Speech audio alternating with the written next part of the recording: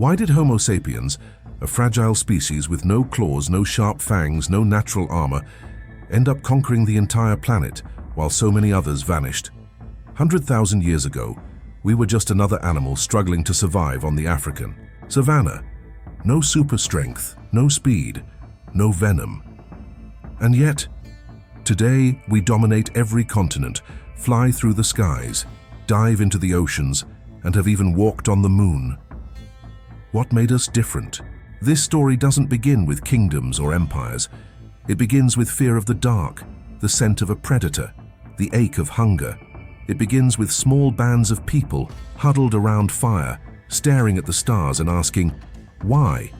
In this video, we are diving deep into the story of the most dangerous and brilliant species to ever walk the earth, ourselves, and we'll uncover, step by step, how Homo sapiens rose from prey to rulers of the world. Long before Homo sapiens took its first breath, the world was already ancient and full of life. Imagine a planet teeming with diversity. Towering mammoths roamed the plains. Saber-toothed cats stalked the forests. Giant sloths the size of cars grazed in the Americas. In the skies, massive birds with wingspans wider than any modern eagle soared above sprawling landscapes. And then, of course, there were other humans. Yes, we weren't alone. The world of 300,000 to 50,000 years ago was home to at least half a dozen species of humans. In Europe and parts of Asia, there were the powerful Neanderthals, adapted to the cold, muscular, and intelligent. In Indonesia, tiny yet capable Homo floresiensis lived on islands, isolated and mysterious. In Central Asia, the enigmatic Denisovans thrived, leaving behind only fragments of DNA and a few bones. Africa itself was a melting pot of early human relatives: Homo naledi, Homo heidelbergensis, Homo rhodesiensis, each shaped by their landscapes. Homo sapiens were not special, not yet. We lived in small nomadic groups, dependent on what we could hunt or gather. We made tools, yes, but so did others. Neanderthals crafted weapons, used fire, and buried their dead. The Denisovans left behind traces of culture and survival in extreme environments. Intelligence wasn't exclusive to us. So how did we become the only ones left? To answer that, we need to understand the world we stepped into and how it shaped us. The Ice Age was in full swing. Glaciers covered large portions of the northern hemisphere. Sea levels were lower, exposing vast land bridges. The Sahara wasn't always a desert. At times it bloomed with rivers and green savannas, offering migration routes for early humans. But the climate was volatile. Sudden droughts, shifting monsoons, and long winters forced species to adapt or vanish. And amidst all this, humans were moving. Homo erectus had already left Africa over 1 million years before. They were the pioneers. But it was Homo sapiens who would take that journey and turn it into a conquest. Around 70,000 years ago, something changed. Scientists call it the cognitive revolution. Suddenly, our ancestors began to create cave art, tell stories, bury their dead with ritual, and develop complex language. Their tools became more sophisticated. Cooperation grew. So did imagination. We started to believe in things that didn't exist. Gods, spirits, myths.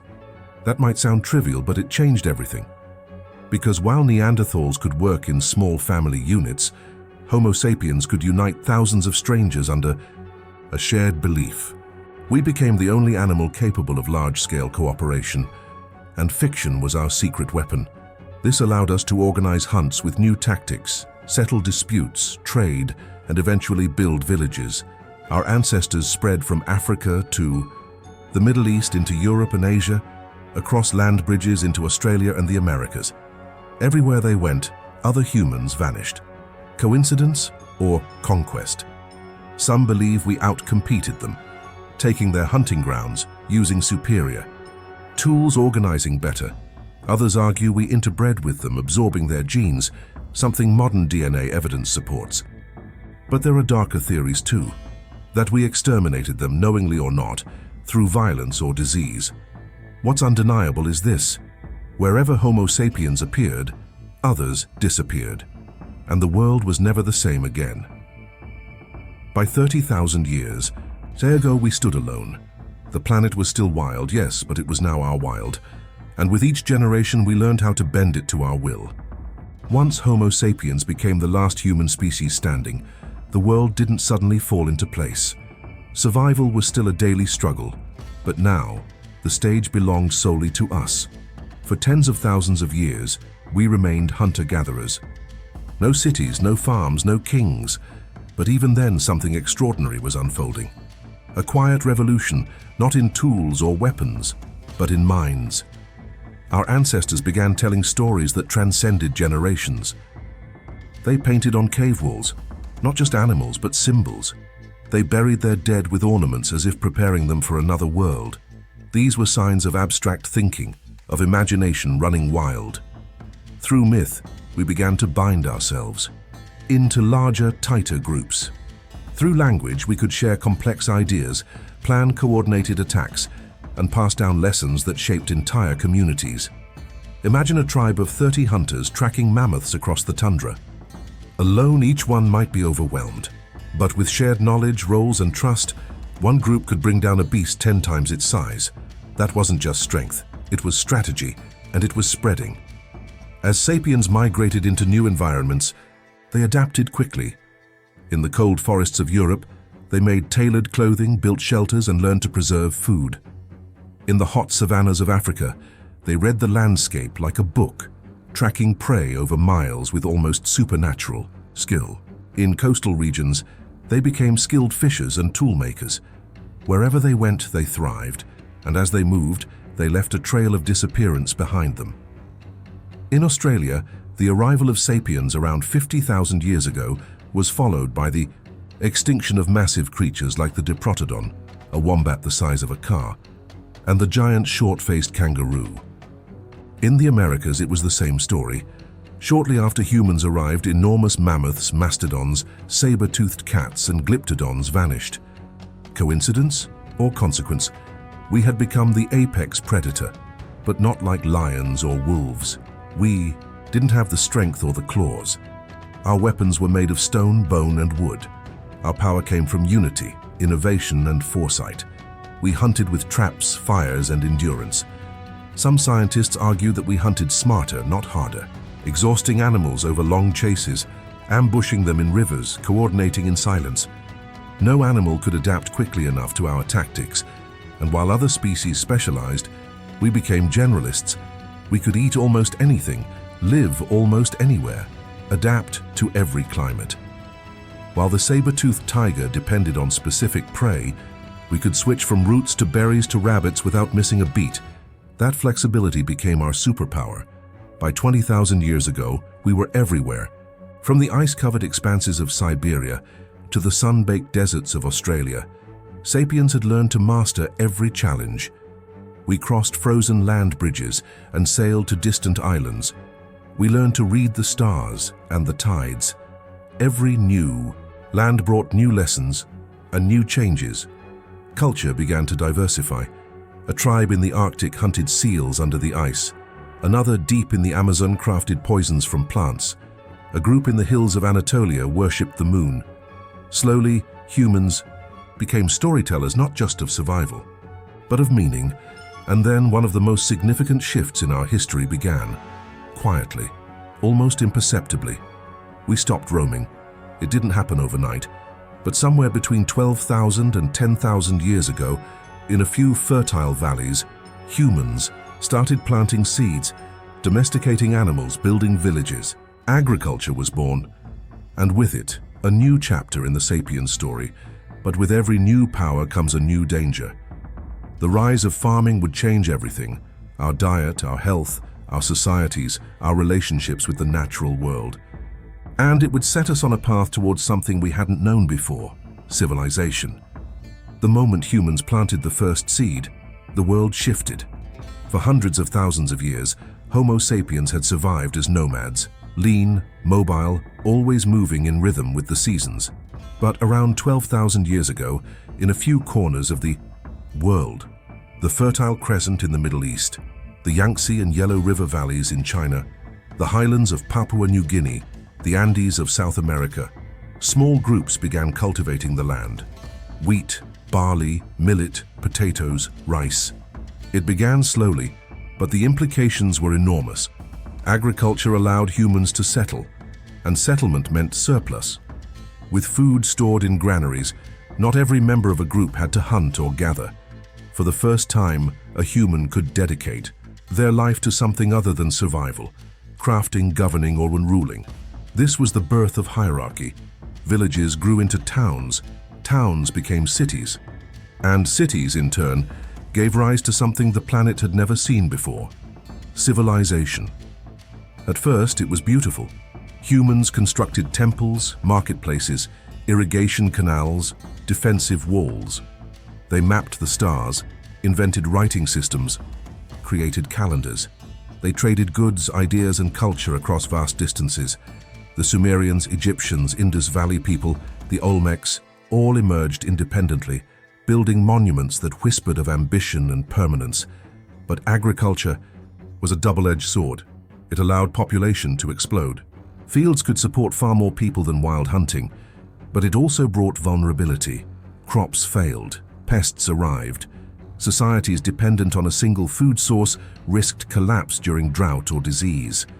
The diet of early farmers, paradoxically, was often worse than that of their forager ancestors. Less protein, fewer nutrients, more disease from overcrowding, and poor sanitation. And yet, we persisted. Why? Because the real revolution wasn't just in food. It was in organization. For the first time, thousands and even millions of people could be coordinated toward common goals. Temples rose not just as places of worship, but as centers of power. Rulers claimed divine authority. Armies formed. Laws were written. Bureaucracies emerged to track grain, taxes, labor, but none of this would have been possible without a shared imagination. To coordinate strangers, we needed belief systems larger than ourselves. Gods who watched over justice, kings chosen by destiny, nations, borders, currency, honor. These were all stories. But they were powerful stories, and they bound people together more effectively than any bloodline. A Mesopotamian could trade with an Egyptian because they both believed in the value of silver. A soldier would fight for Rome because he believed in the glory of the empire.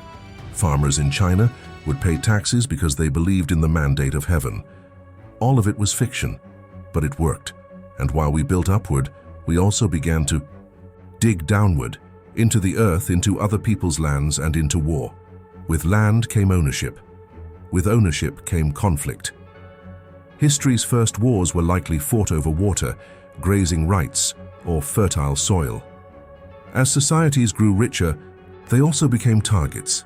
Walls were built, weapons improved, horses were tamed for battle, chariots thundered across plains. Bronze swords clashed under banners representing gods and kings. The age of civilization had begun, and with it, the first empires, the Akkadians, Babylonians, Assyrians, the Hittites, later the Persians, Greeks, and Romans. Civilizations rose and fell, built on the bones of those who came before. Some lasted centuries, others only decades. But each added to the momentum of human expansion.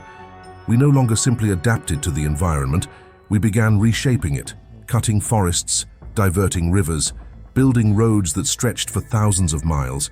And as our control over nature deepened, our distance from it grew. Still, at the heart of this whirlwind remained the same ancient spark: storytelling, cooperation, imagination. The tools that had once helped small bands survive on the savannah were now fueling massive cities, global trade, and written history. And yet, something even bigger was on the horizon. A force that would connect all the corners of the world and change the destiny of sapiens forever. As civilizations rose across the continents, their influence spread like ripples on a pond. But for much of history, these ripples barely touched each other. A farmer in China had no idea that people were building pyramids in Egypt. A warrior in the Andes couldn't imagine the cities of Mesopotamia. The world was vast and fragmented until it wasn't. The first great wave of globalization began with exploration. Driven by curiosity, trade, and conquest, Homo sapiens once again began to move, not as hunters this time, but as empires. The Silk Road connected east and west. It carried silk, spices, gold, and ideas. Buddhism traveled from India to China. Paper made its way from China to Europe. The compass, gunpowder, and printing press would eventually reshape entire civilizations. But the biggest shock came in 1492, when two worlds collided. When Europeans crossed the Atlantic and reached the Americas, it wasn't just a new chapter. It was an entirely new book, one written in blood, disease, and transformation. The Columbian Exchange, as historians call it, was one of the most significant events in human history. Crops like potatoes, tomatoes, maize, and cacao moved from the New World to the Old. Wheat, sugar, coffee, and livestock traveled the opposite direction. But so did smallpox, measles, and guns. For the native peoples of the Americas, it was apocalyptic. In a matter of generations, entire civilizations collapsed. Tens of millions died, not in battle but from invisible killers they had never known. Disease wiped out empires that had stood for centuries. The Aztecs, the Incas, entire languages and cultures disappeared. And yet this brutal meeting of worlds also created the first truly global system. Sugar plantations in the Caribbean fed European markets. Silver from the Andes funded Chinese dynasties. African slaves were traded for textiles and guns, then forced across the Atlantic in chains. The age of exploration was also the age of exploitation. It's easy to see the past through the lens of conquest and suffering, and we must not forget those stories. But alongside them, humans were building a new kind of world, one where knowledge, innovation, and culture could flow faster than ever before. The printing press democratized information. The scientific revolution shattered old beliefs and introduced a new language of observation, experimentation, and reason. Telescopes unveiled the universe. Microscopes revealed invisible life. Newton, Galileo, Kepler. These names lit the fire of modern thought.